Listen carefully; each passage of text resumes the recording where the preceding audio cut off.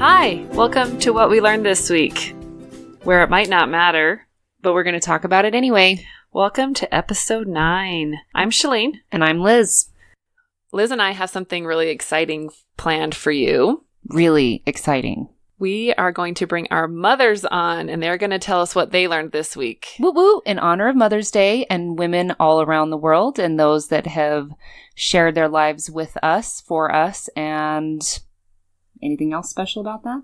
No, just that I love our moms. Yeah, we do. And they taught us a lot of stuff. I wouldn't say everything I know, but... Well, we are who we are. True. But we are their children. We're going to open up. Liz, I'm going to have you introduce your mother and let her go first. Okay. This is Teena. Hello. And we are so excited to have you here with us today. Mom, Teena Mom. What do we always call you? What do my friends call you, Mom? Mama Bates. This is Mama Bates coming to you live. But not live because it's a podcast. Okay, live because she's sitting with us right this second. Okay. So I had the opportunity to be with my grandson yesterday, and he reminded me of all the things that we have employed our whole lives, but we forget. He said, "This is really hard, Nan, but I can do this, and I better get to work on it." And so he did. P.S. That's my son, just in case anybody was wondering. Because he's just like his mom. Anyway, no. But I just thought it was interesting to remind me we have been doing hard things our whole lives, and we are able to do them. We're not always perfect at it, and we don't need to compare ourselves to someone else. We just do what we can do to our best. Oh, I love that. Me too. It reminds me, my son has been having friendship issues, and we've been talking a lot about it, and he's been depressed of like, so-and-so's mean, and I don't like this. Oh, geez. Yeah, and we can relate at our house, too. Yeah. But what I've been telling him is, guess what? You're practicing to be a friend right now, and you're going to make mistakes. You're going to mess up, and guess what? It's okay. What a powerful word practicing is. And it's a part of who we are. And we are practicing all day long, every day, too. And when you have the bad days, those are the days that help you to say, I want to do this different. I don't want that to happen to me. Are you trying to tell me that I need to have the bad days still? Shoot. So much so. No. And I was listening to a song that specifically talked about this. It's along a Christian vein, but it was so important to me to be reminded that the bad times have to go with the good times, or we are not the dynamic, growing, enjoying life people that we want to be. You mean that whole opposition, Newton's law garbage? Yeah. Garbage. I mean, I'm sorry, Newton. We needed you, and it was fantastic. There must be an equal and opposite reaction, and actually, I really loved that. I remember my chemistry teacher had it on the back wall, and that was the only thing I got out of chemistry that year. That's a good thing to get out of chemistry. Yeah. If that's not going to be your forte, that's okay. You learned the thing that's a life lesson, and that's what you needed. Ugh, life lessons. Well, and sometimes I get into the mode of, especially as an adult, oh, this is hard. I probably shouldn't be doing it. I got to change and do something different. And I don't think that's always the answer. So there's two parts to that, though, right? Like the first one being, we have a tendency to think if it's not going the way that we anticipated, right? The efforts that we're putting into something, then that must mean we are doing something wrong. Right. Because when we're younger, it is a little bit more cut and dry like that, right? Like if I'm not able to pull myself up on the piece of furniture really small, that was the example you were talking about a little earlier today, Mom, then obviously there is something I'm not doing right to that to get myself to where I'm trying to go. Yeah. Right? So we are conditioned to some degree to that. And then there's, of course, the just, sometimes we have the negativity that gets in there. So the kid that you're talking about, the son that you're talking about, Mom, I think we discussed this for a second as well. His teacher has been talking a lot at school about a growth mindset. And when I told my mom that, he didn't say that was what it was called when he was sharing with her. But apparently this growth mindset, which I just love that she put it in such simple terms for these second graders to comprehend. The growth mindset means whatever it is that you are feeling overwhelmed with or struggling with, you add the word yet. So, for example, it was a couple weeks when this same child, he's kind of amazing, isn't he? Yeah. I was really lucky with that one. You know how some kids just come the way they come. It wasn't me. But anyways, I think it was me that was saying I was struggling with something or I did something wrong or I forgot. And he's like, Mom, yet. And I was like, what? What do you mean yet? Well, maybe you just don't get it yet. That's a growth mindset, right? Yet. Oh my gosh. I would probably pass out if my kid used the words growth mindset. Okay, second graders can attach really easily to phrases. He just has good memory. I don't know, but it was really touching to remember that it's sometimes just a simple word. It's just a simple shift of our thoughts or our efforts or actions. On your podcast, you talked specifically about when you want to say no to a friend and let them and help them to know that they can still navigate what they need to. I'm there for you. I'm going to support you, but that doesn't mean I'm going to fix things for you. Oh. And I think that you forget how many times you have done things for yourself. And when you are overwhelmed, you just want to know somebody cares about you. Right. And you sometimes need a hug. You sometimes need a smile. You sometimes need the encouraging words, but you don't need somebody to come in and fix your life because there's nothing wrong with what's going on that might not be within your realm of ability to fix or do for yourself. You just need to have cues to remind yourself, well, I can do this. I can do this. I can do this. I can change this. I am in charge of those things. Well, that's so empowering. That's one thing when I work with some of my students, I try to remind them, okay, fine, we get really caught in like what's coming up or what we're looking towards, what we're working towards, but we forget also where we've come, right? Like look at yourself exactly 1 year ago. Chalene, look at yourself 1 year ago. What was think of all the things that were so different a year ago. I mean, this whole podcast happened within a few short months, let alone where the year was, right? I mean, for my mom, she wasn't even in this state. They were in a total different, in fact, I don't even think you knew you were going to be out here yet. Nope. Wow. We had gotten no answer by that time. Yeah. She just moved to our area and it has been divine to have has. I get to be with her too. Okay, there's also that tiny little, hey, I'm running late for the 50-umpteenth time today. Could you spot a ride for a child? Oh, I'm so when they don't jealous. Tell you that they're staying after school? That's awesome. Based on what Teena said, I thought that was really interesting. I have a friend going through something that is very hard. And I do question whether or not she should have made this choice, but it's made. But she's expecting or asking a lot of people to help her and fix this problem for her. And it's very uncomfortable for the rest of us to say, I can help, but as fixing it, I can't fix this for you. It's not my responsibility. Oh, okay. It's your responsibility, but I feel like she's pushing it on all these other people, making us feel like... I think that's when we learn to ask questions so that they have to find the answer for themselves. Oh, that is... So I need to ask her questions? Because we start avoiding. I mean, I don't know about you, but when I get uncomfortable like that, I start avoiding. The person? Maybe. It's true. Or the situation, right? Like, and desertion is not what she needs. Clearly, because she's pushing more, right? Yeah. I mean, it sounds like she's... And I know that it's overwhelming when you make a decision and you're living with some of those consequences. But it's like when you were talking about anxiety and the therapist takes you to the very worst case scenario. And then. Oh, man. Yeah. The plane scenario. You remember that story? The therapist that took the woman that was afraid of flying to the worst case scenario. So what's going to happen? Well, I'm going to crash and die. Okay, well then what? Well, I'd be dead. Okay. So those are the questions I should be asking because I tend to ask the questions like, are you sure you should be doing this? Like, do you want to stop this? And that's not helpful because she's always arguing with me like, no, I'm doing this. And you're not there to question what her choices are. Okay. She needs to question herself. Am I really going to get to the end I want? So what kind of questions? And so what is your end goal?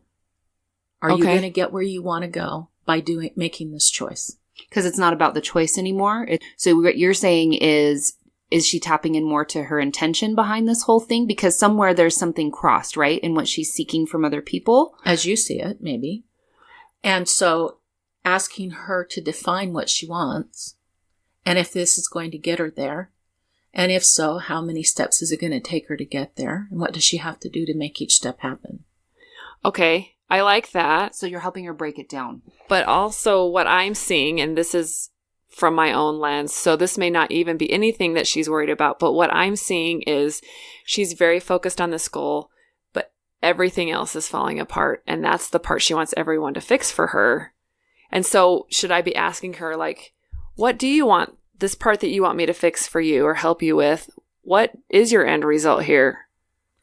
You can do that, and you can also use stories like you do with your children. I found that when the situation happened for so-and-so in my life, they thought this was the goal they wanted, but then they found this and this and this and this and this, all derezzing in order to accomplish that one thing.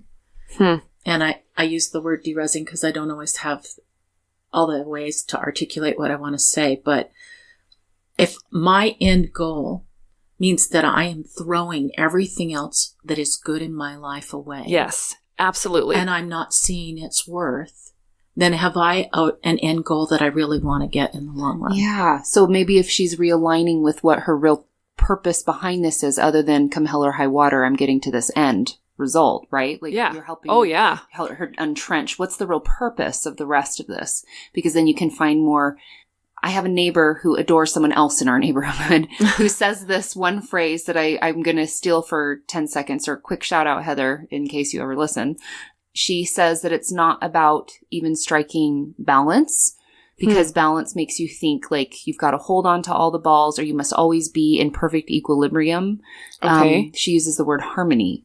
Oh. Because then, and maybe that's kind of what you're speaking about, because if you're so focused on this one thing, but it's overlapping into these other areas, or clearly she's needing support for some other things that are going on, then maybe it's more about, she's losing touch with that harmony. Sometimes when you're trying to get support for what you want to accomplish, if you didn't come up with a goal of how you were going to do it, and all the things that you could make sure are all in place so that all these other things can stay together, then is your goal only for you? And is it going to really keep all of the other things you think you have?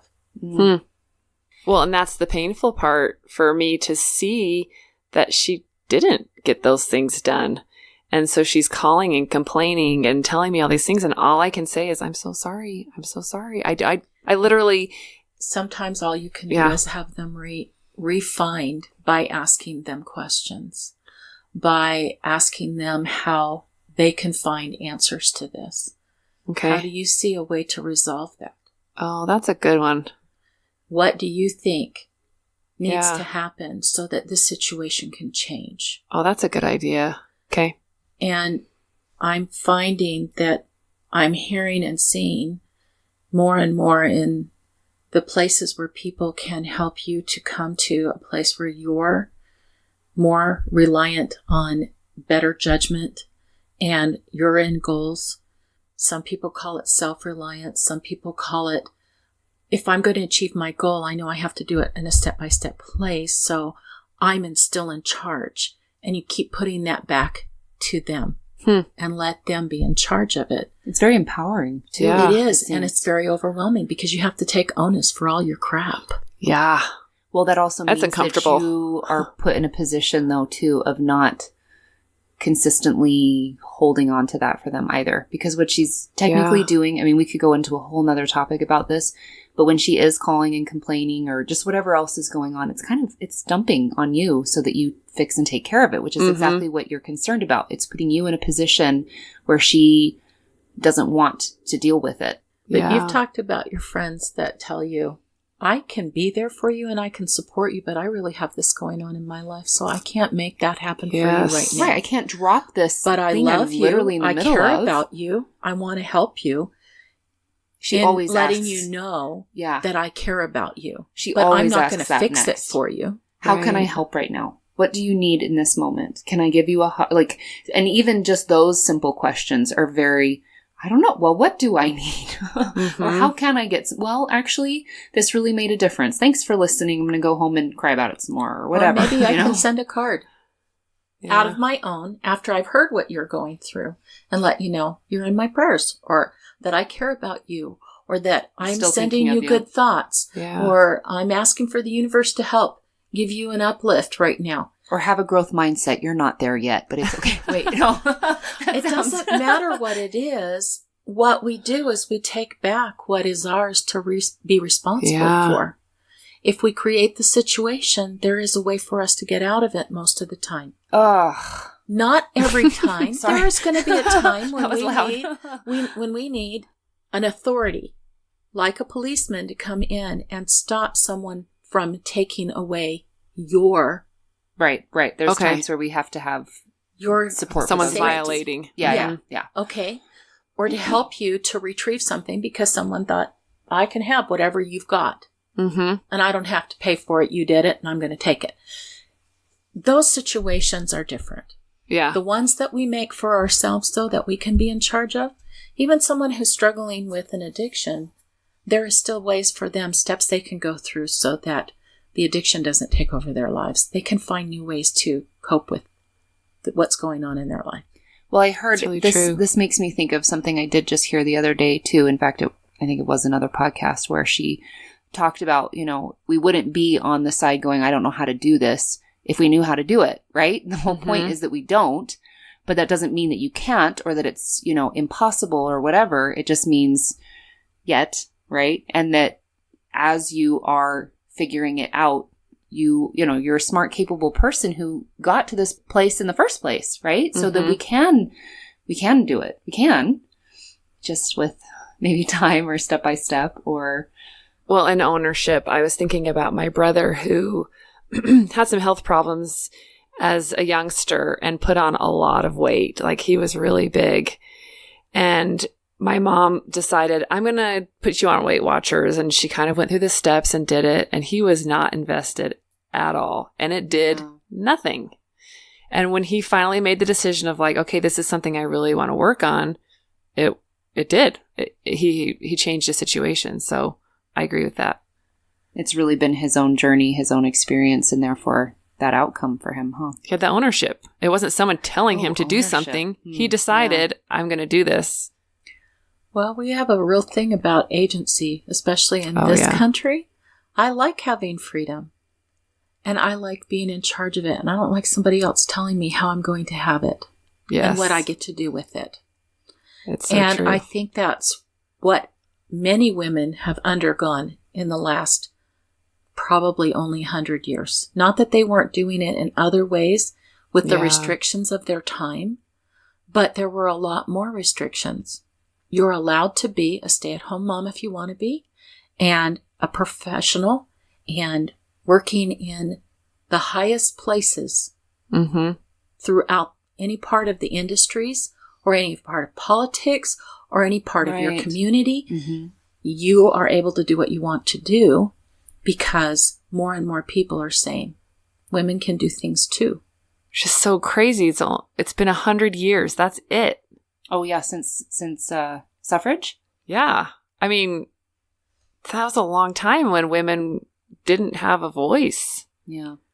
They had a voice in a different way, but we forget that because we like to think that the voice can only look a certain way. And we forget to give people credit for what their situation was, where they lived. Right, and how they burst those places and their dynamics. And sometimes we don't learn enough about history to remember that. But I think that we do need to remember that every single one of the people that made another step, took ownership for what can I do in this situation to make it better. Oh my gosh, you know what that made me think of is one more thing. And now I obsess a little about sayings. Apparently, you can ask my kids. They're like, seriously, Mom, don't say that again. But this is one we've been working on lately too, because one thing I've noticed that contributes a lot to contention, for example, around our house is we get, the backbiting, the negativity. I don't really know what you're talking about. Okay, well, sell me your secrets after this podcast.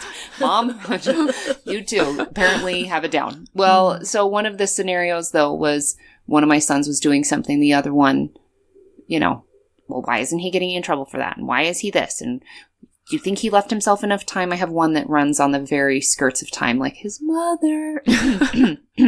And one that is fastidiously early. Nan. Like your mother?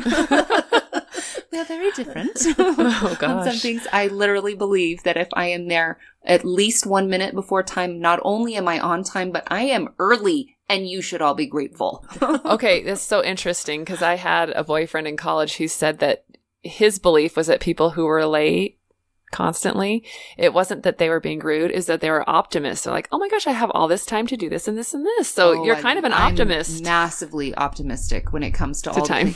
If you watch how I handle the last half an hour before going anywhere, it's almost inappropriate when I will stuff and I've got 30 minutes. Well, you still have to drive there. No, I got 30 minutes. It's just in my brain. I did have a woman tell me the other day that apparently that has to do with your birth story. Just fascinating little tidbit. And I was late, wasn't I, Mother?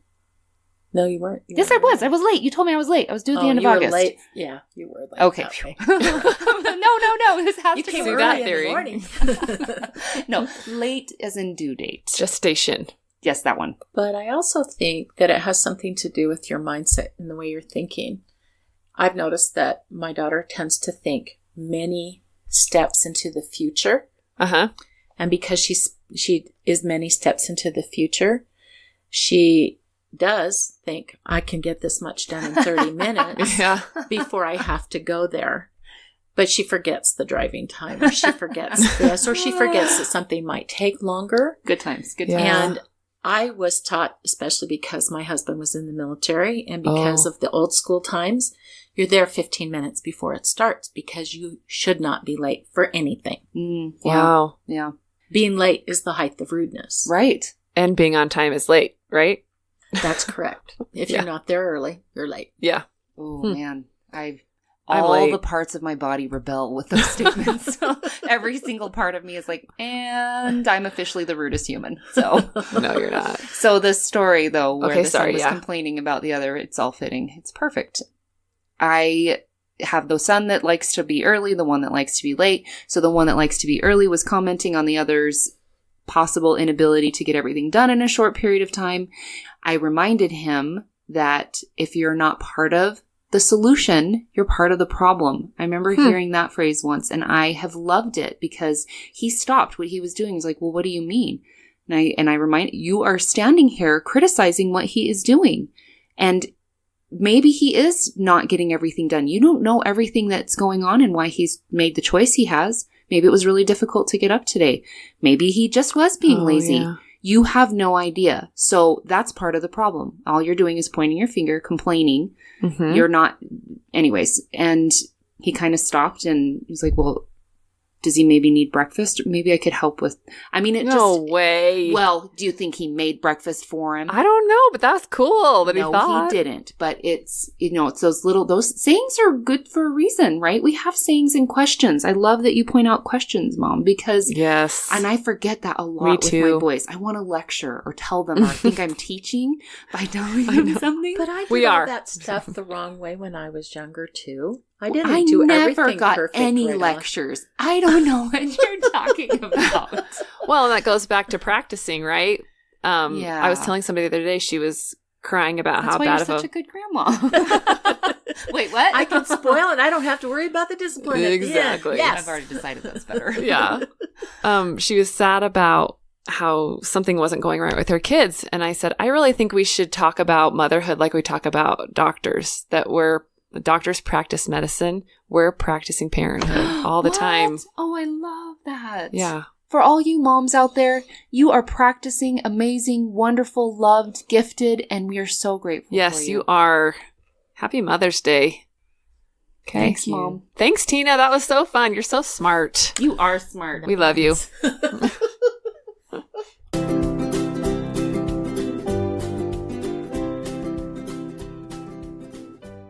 Okay, so I am going to introduce my mom, whose name also happens to be Teena.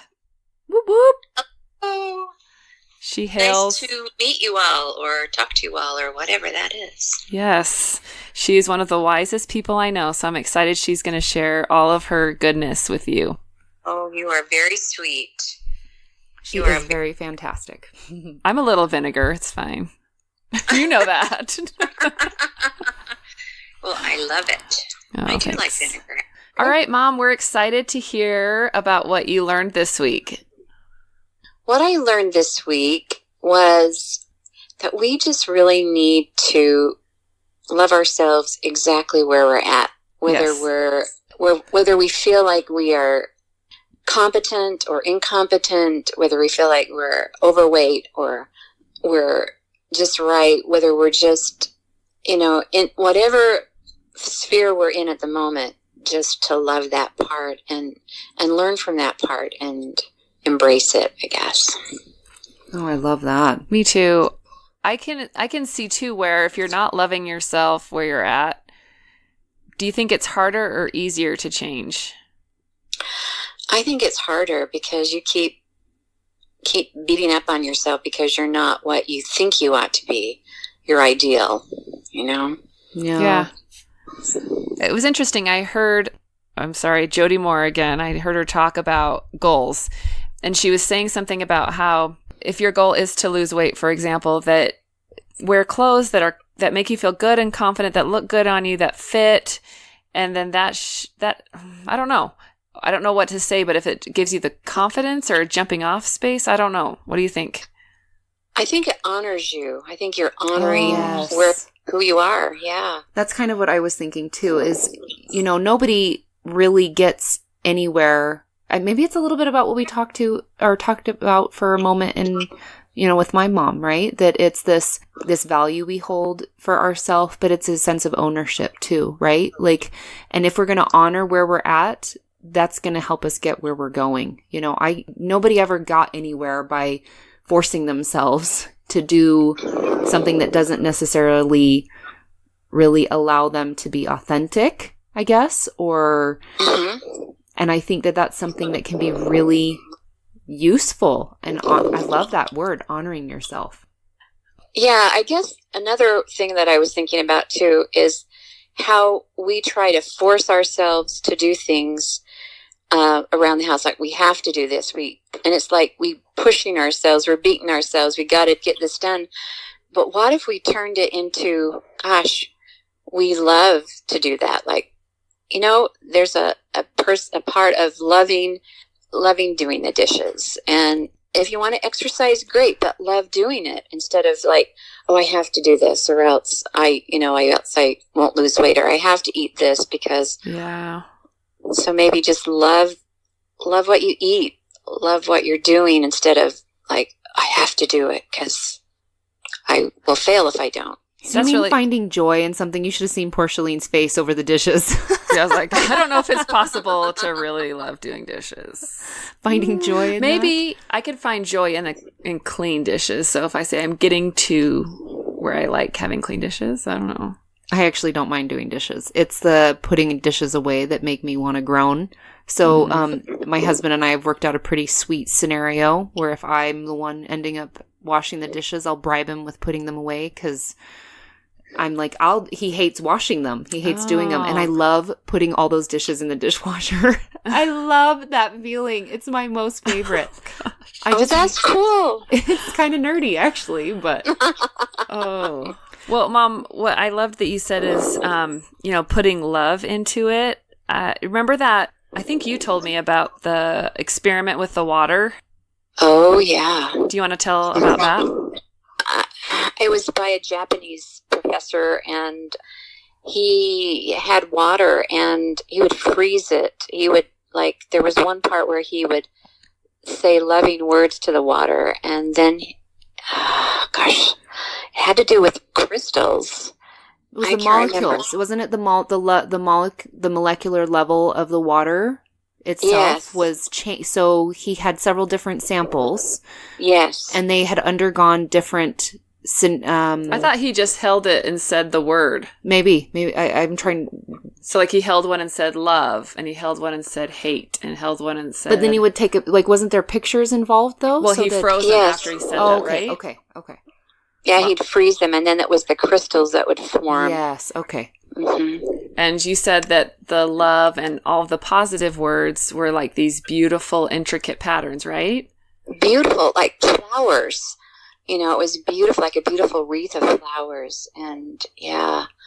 And all the ugly words were just like, they were like broken and not able to grow or. Exactly. Yeah. Mm-hmm. Huh. It was interesting. So I guess that kind of relates to maybe doing those things that we feel like we have to do. If we can come from a place of even saying, it's possible for me to like to do dishes. I think just even saying, though, that you like the outcome, because you don't have to love maybe the act of, but it's that, man, I keep going back to that same word, and I'm obsessed with the word intention, but it's the reasons why we do what we do, right? I mean, Ultimately, I do dishes because I don't want to eat off a dirty plate, but I don't want my kids to eat off of that crap either. And I want them to learn how to do it. So, those little things each day, they make a difference. Yeah, because you really love those people that ate off of those dishes. Yeah, and I can feel when somebody else does something begrudging, right? Like when I mean, there's a difference when my kids really enthusiastically do something versus mom said, and I'm going to lose my chore money or something if I don't, and slam door, throw towel across room, whatever nonsense happens sometimes during chores at our house. Yeah. Oh, that never happened at my house. No. Especially not me. I was the perfect one, right? You were perfect. Perfectly Chalene. That's what perfectly you were. That's a good phrase. So, Mom, how do you, what do you tell yourself to find joy in doing maybe something that you either previously didn't enjoy or maybe is not your favorite? Well, actually, I'm just starting on that journey. I guess what I'm trying to be is, like you say, Liz, intentional. Mm-hmm. And if I start having a negative thought, I'm like, oh, that's interesting. I have a negative thought about this certain thing. So how do I turn it around and not be negative? Do I have to stop doing it? Or can I say, oh, let me find something about it that I can enjoy? That's a lot of mindfulness. That's a lot of... I have to slow down a whole lot to go through that process. Do you? I know. Yeah, because I have a tendency, and maybe it's just the whirlwind that I go through everything with. I don't know. But to do that, I would have to slow down my life a little to make sure I have enough time to support that. Because otherwise I'd still be slopping dishes around in the sink and slamming them. And, some of that comes from just being in the moment. Yes. Or forgetting to be in the moment. Maybe it's the opposite. Huh. I like that. I think Liz is probably right. When you don't like doing something, taking a minute to figure out, like Mom, what you said, and allowing yourself the time to do that instead of saying, I got to get it done right now, so I got to figure out a way. That's not a good place to be either. You know what it does make me think of for a second is an article I read about mindfulness, meditation specifically yesterday, that was just a beginner's, we think we can just plow into meditation with this, I'm going to clear my head and do this thing, rather than accepting that this thing is not clearing our head. It's all the things that are part of the process of clearing our head, right? We're so fixated on, I don't know, that's just what I keep hearing you say when you talk about loving yourself and slowing down to find, I guess, and appreciate that, is that you're not even, there's no judgment for yourself in that. It's, you not once said, oh my gosh, why am I hating the stinking dishes? I really need, no, instead it's slowing down to say, oh, I actually really dislike this. What? Okay, I'm going to sit with that for a minute, right? Like it's not, it's an observation. Anyways, it's an observation place, and it just coincided with this article I read that's the same way. We fixate on, we've got to clear this. We've got to, meditation must mean this. And since I can't do it, I'm not doing a good job. And it doesn't. It actually means exactly what you're saying. It's oh, interesting, I'm thinking this. Oh, interesting, this is what's going on. You're just the observer. This is the fluctuations of the mind. Things that are going through. I mean, I'm in definitely a different stage than the both of you are. You're right in smack dab middle of life, training children, being busy. I have, since I'm retired, I have a lot more time on my hands. At least I think I do. But I'm really impressed with the both of you for going forward and doing this podcast. I'm in awe of both of you. You're doing a beautiful job and creating something that I think will really benefit a lot of people. So kudos to both of you. Well, thanks. So if you had to go back and do it again at our age, do you have any practical advice, maybe how to find joy in the space that we're at? Or if you had to go back and tell yourself at 40, or 30, how old are you, Liz? Not saying. She's younger than me, but approaching very swiftly my 40s and trying not to dread every moment of it. No, the 40s are awesome. Okay. Yeah. Yeah, they are awesome. I think it's just to realize we're going through a class. We're spiritual beings having a physical experience, and we're just learning. Just allow yourself to learn right along with your kids, because, hey, we don't have a manual to go by, Yeah. True. Wow. Yeah, I wish I wouldn't have been so uptight all the time. I wish I would have had more patience with myself and with you all. So, well, luckily I don't remember that. I mean, there was a few instances, but I feel like I deserved most of those. So we were just talking about this with my mom, though, and with parenting being such a practice, right? Mm-hmm. I mean, I guess that's the gift of being able to, well, first off, we forget sometimes the painful things so we can, otherwise I wouldn't have had children more.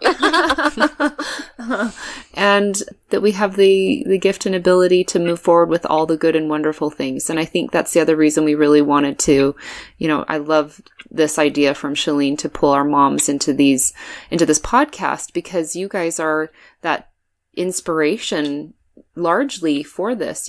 I remember from day one, these kind of conversations, I teased, we joked for 10 seconds about that being a lecture, right? Like my mom was like, oh, I wish I would have asked more questions of you kids rather than just telling you what I thought. But when she steps into that, that's her power and gift. And that is one thing that I rely heavily on as an older adult child seeking my mom still. Oh, yeah. I just think that in our shoes, too, we're so grateful for your wisdom and for you stepping into the role that you have of still being supportive of us. Oh, yeah. Mom, I call you a lot to ask your advice, don't I? Yes, but you know what? That makes me feel really good. Makes me feel like, somebody thinks that what I have to say is important. And that's really sweet. Oh, well, I love your advice, and you've helped me out so much as an adult, probably more because that's what I can remember. I can't remember much. Were you blocking stuff? No, I'm not blocking. I just have a bad memory. Oh, memories, yes. Oh. Well, thank you, Mom. Happy Mother's Day. Awesome. Happy Mother's Day. Thank you, Teena. Happy Mother's Day. You're welcome. Please tell your mom hi. That is a lovely Teena. Yes.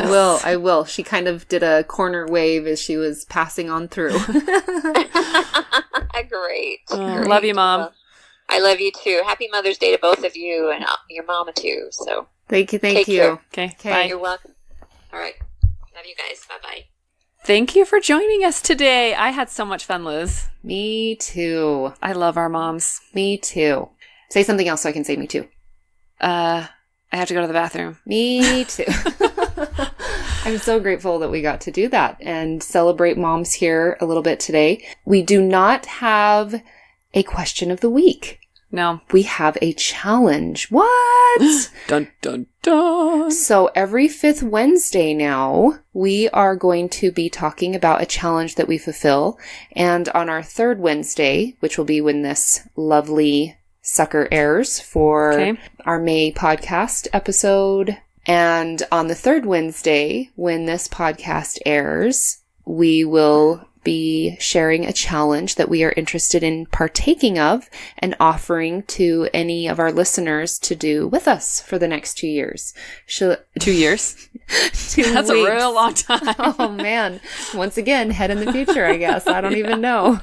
Chalene, will you break down for us what our challenge is for the next little while? Yes. So there's a book my friend recommended to me, shout out Alicia, called Miracle Morning. And I will find out who it's by and put it in the show notes. I'm sorry, because he did do a lot of work, so I want to give him props. But I am not a morning person. Liz is a morning person, and I've been jealous of that, even though I do enjoy my late night time. Morning is a strong word. Like, are we talking 4 or 5 in the morning? No, I will probably gouge your eyes out still. Well, we're going to try it. 4 or 5? Not 4. Well, maybe 5 or 6. Oh, we can do 5:30 maybe. Okay, We'll see. okay. It's All right, individual. You can do it individual. I stopped breathing for a second, but I'm okay now. But what he does is he breaks it down into 10-minute segments for 1 hour. So you have 6 things that you do. Every morning. Every morning. Mm-hmm. What? And he breaks it. It's an acronym called SAVERS. So SAVERS. And I'm not sure I can remember all of them, but I will include a link to his website. Okay. The challenge is to wake up early and do the 6 things.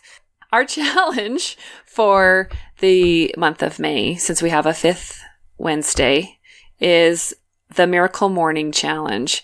My friend Alicia, shout out, told me about this book and how much it's changed her life and how she really enjoyed getting up early. And Liz is a morning person. Sometimes. Which I'm kind of jealous of. And I am just naturally a night person. I get sleepy like everybody else in like the afternoon times, right? 3 or 4. But at 9 o'clock, I just have all this energy. And most of it, to be honest with you, is mental energy. So I'm not like rocking around, scrubbing my house or dancing or anything. But I really wish I could be there for that. Yeah. But my mind is very, very alive at about 9 o'clock. Interesting. Yeah. I'm pretty much dead. Are you? Yeah, that's how done. I'm in the morning. Gone.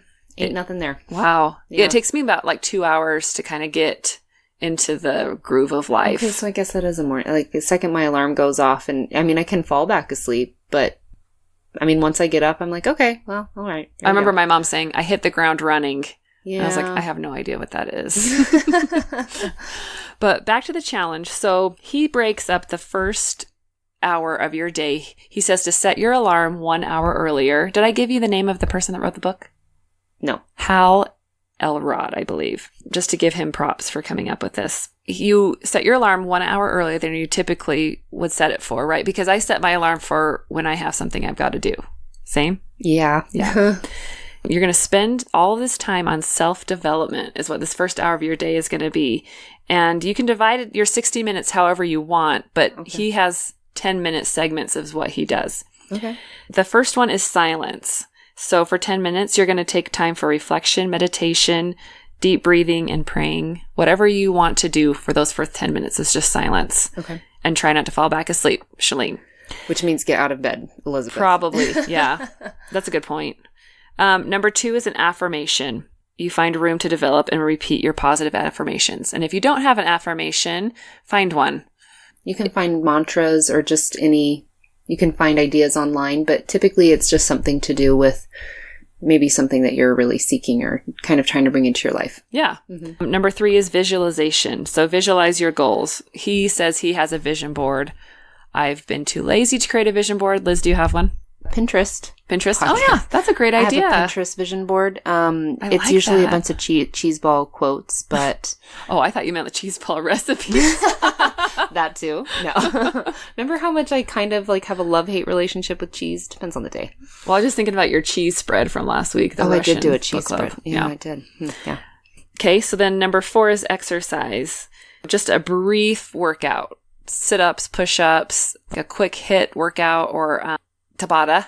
Okay, question. Yeah. What if that's not typical with your workout? Because that's one thing I already could see that this is something that would stress me out. I love all the things, but my workouts, when I go to the gym legit, I'm at the gym for 45, like I'm doing 20 plus minutes of cardio. I'm slipping in my pretend weights that I try to lift. This would just be a little wake up, pick me up. Okay, so in that you're addition. getting your, okay, so this is separate. Mm-hmm. If you don't exercise right now, this is a great starting point. Okay. If you do exercise, keep doing what you're doing, but just add a 10 minutes. Specific breath, jumping jacks going thing. Okay. Mm-hmm. Okay. Thanks. And then number 5 is reading. It says a self-help book, or I would even say if you don't have time to read novels right now, that would be a perfect time to get through a book. Wow. Yeah. This is heavy. No, it's fun. No, this is, remember this linear organized thing? I'm like 10 minutes each. How am I going to, deep breaths. Okay. You have a watch. You can do this. Okay. And then scribing is number 6. So writing down in a journal for 10 minutes. Okay. Which I actually really would like that. I feel like I want to journal, but I never make time to do it. I think about it. Right. I have a bunch of journals. Yeah. Is this an acronym then? It is. It's an acronym called SAVERS. So SAVERS. And I'll say it one more time. Silence, affirmation, visualization, exercise, reading, and scribing. And I'll put a link to a PDF in the show notes so that you can print it off if you want, because I didn't make it, so I probably shouldn't post it myself. I don't know. Can you do that? We're giving him credit. It's fine. Okay. All right. And because of how we're dropping the information here for the podcast, there will be 2 weeks until we follow up and discuss our results. Yes. So you can do it for the full 2 weeks with us. You could do it for the 1 week. We suggest 7 days, right? Is 7 what you were days, thinking yes. for maximum enjoyment. And being able to understand it enough to be able to have an opinion. Yeah. The one opinion I keep reading in the book, I haven't finished it, surprise, surprise, but I am reading it. Good job. While you're doing that, yeah. But he said that people get really excited about it and they feel like every morning is Christmas morning. What? I know. Okay, remember how wasn't our challenge last week playtime? Yeah. Like challenge, whatever. We kind of just wrapped up with, that thing, that takeaway from our little podcast conversation. Yeah. I love the sneaking away, right? So that I have some time to do these kind of things. I wonder if it would feel a little like that, because I love to do all those things, but I don't carve them in that way, right? Like I don't carve it out in a way that's linear. Oh, I was going to say delineated. I hate it. All right, I'm eating my words, folks. I'm going to try it. Think about it as circles. Circle. Okay, circles somehow make me feel better. Or overlapping spheres. The Venn diagram. I don't know. Sure. Okay. Do it. Thank you for joining us today. And happy Mother's Day. Yes. And thanks for being a part of this journey with us. Please give us a rating wherever you're listening to us. And hug your mothers. Give them a call. Or just hug yourself if you are one. Yeah, good idea. Or take a bubble bath. Hug yourself. And keep on learning. Because it does matter. See ya.